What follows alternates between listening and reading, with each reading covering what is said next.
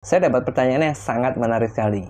Indonesia itu kan terkenal akan rempah-rempahnya, sehingga seharusnya bumbu-bumbu seperti bawang dan sebagainya itu kan berlimpah ruah di Indonesia. Secara harga kan seharusnya murah, suplainya banyak. Nah, kalau sudah seperti itu, pertanyaannya adalah kenapa kok masih banyak orang yang malah memilih menggunakan ekstrak bahannya, di mana ekstrak bahan ini sebenarnya impor. Jadi saya dapat pertanyaan tadi itu dari salah seorang pemilik pabrik bakso. Nah, ceritanya supaya Anda dapat gambaran lengkapnya ya. Beliau ini dia membuat bakso yang grade-nya murah, sehingga kan Anda tahu pakainya pasti MDM, terus pokoknya bahan-bahan yang murah, dimana kalau secara tekstur kenyalnya itu sudah bagus, karena dia sudah tahu oh kalau kenyalnya menggunakan MDM yang jelek bisa diakali menggunakan seperti BPS 203, M100FT. Jadi di otak-atik resepnya secara kenyal oke. Sudah berhasil, tinggal masalah secara rasa. Nah, ketika dia ngobrol ke saya, tanya, Pak, ini gimana ya untuk ngakalin rasanya? Soalnya rasanya masih enak, kemungkinan karena MDM-nya tinggi nih makanya. Lalu saya pun menyarankan, gampang, Anda tinggal pakai ekstrak saja. Jadi contoh seperti rempah-rempah, bawang putih, itu dia biasanya pakai yang masih mentah, jadi yang bawang biasa. Saya minta ganti, pakai garlic powder aja. Lalu nanti kalau secara rasa misalkan ayam kurang tinggal pakai chicken powder kan selesai. Nah, beliau pun kemudian menanyakan hal itu. Ngapain kok pakai garlic powder? Lah wong bawang kan banyak.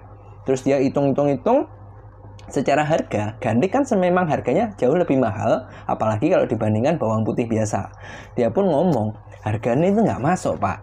Nah, kalau sudah seperti ini, kan kembali pertanyaannya, kalau memang secara hitung-hitungan itu nggak masuk, bawang lebih murah, kenapa? Kok impornya itu banyak dan itu terjual? Banyak sekali pabrik yang menggunakan impor daripada memakai bawang yang lokal. Kan aneh, berarti kan ada sesuatu di baliknya. Ada beberapa alasan yang mendasari kenapa kok meskipun di Indonesia harga bawang itu murah, suplainya banyak, kok orang pabrikan itu lebih memilih menggunakan ekstrak seperti garlic powder tadi. Salah satu pertama, alasan yang paling umum adalah masalah di biaya. Nah, saya sebutkan biaya, bukan harga. Ini wajib dimengerti karena saya temui kebanyakan orang, bukan cuma pedagang ya, bahkan mereka yang punya pabrik. Kadang mereka nggak bisa ngitung mana yang biaya, mana yang harga.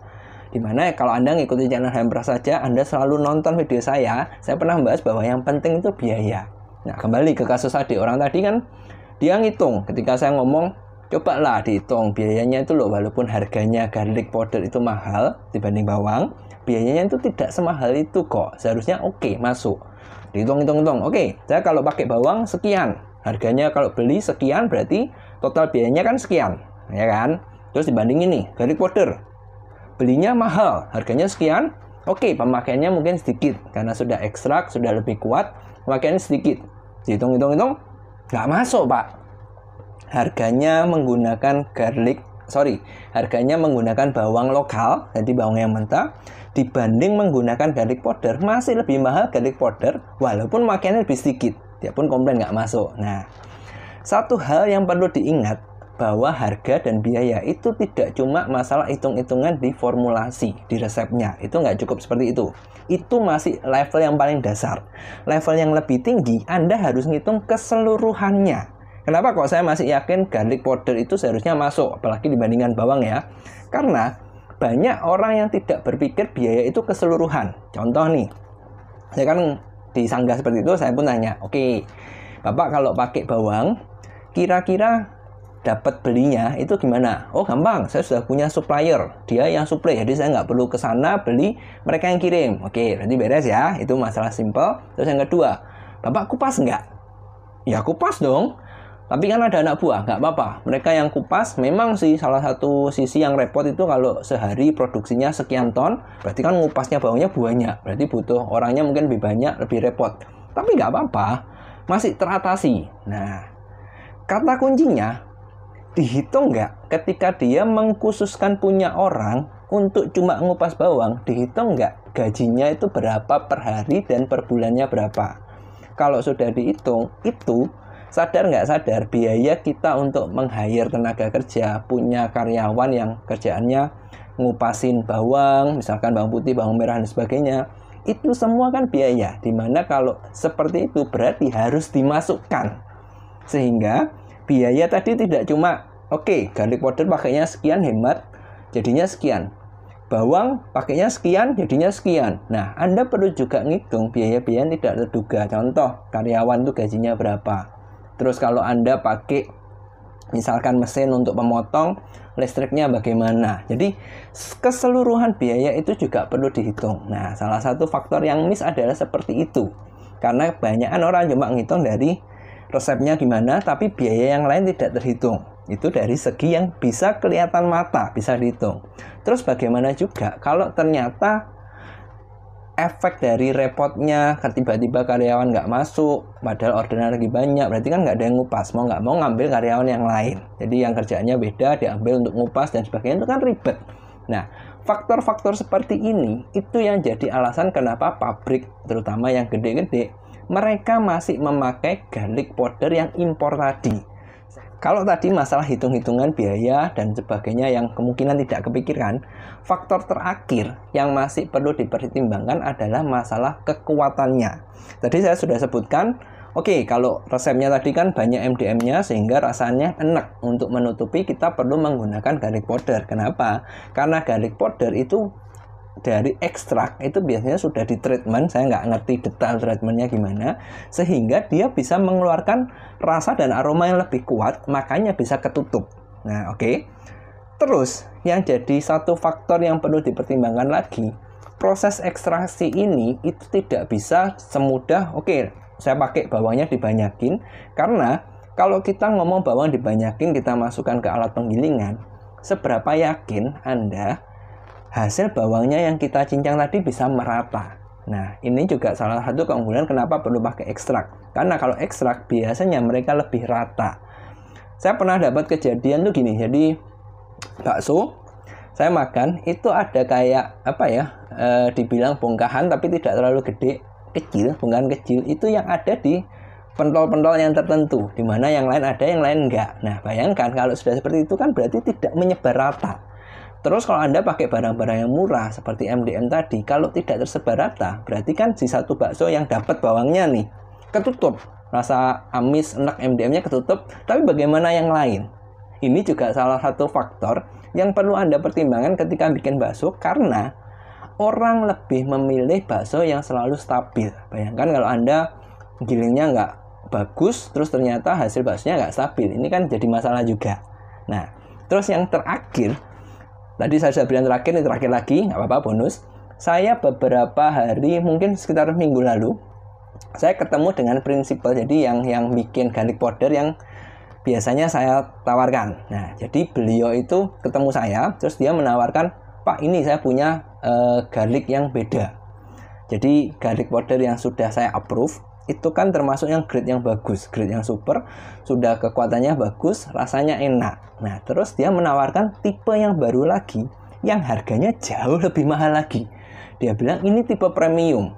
Sampai sana saya bingung, ngapain? Wong yang tipe yang biasa ini tadi, yang sudah saya biasa pakai itu sudah enak, ngapain kamu nawarin tipe premium? Yang harganya jauh lebih mahal. Saya pun bingung, saya tanya, terus membedakannya kapan harus pakai yang premium, kapan yang biasa saya ambil, itu gimana? Dia pun tidak menjawab, dia cuma ngasih saya hasil bakso yang sudah pakai. Nah, ketika saya makan, ternyata rasanya itu benar-benar berbeda. Bedanya gimana? Sama-sama bawang, mau bedanya gimana? Bedanya adalah kekuatan bawangnya itu lebih enak, lebih keluar, tapi soft. Nah, mungkin agak susah ya dibayangkan.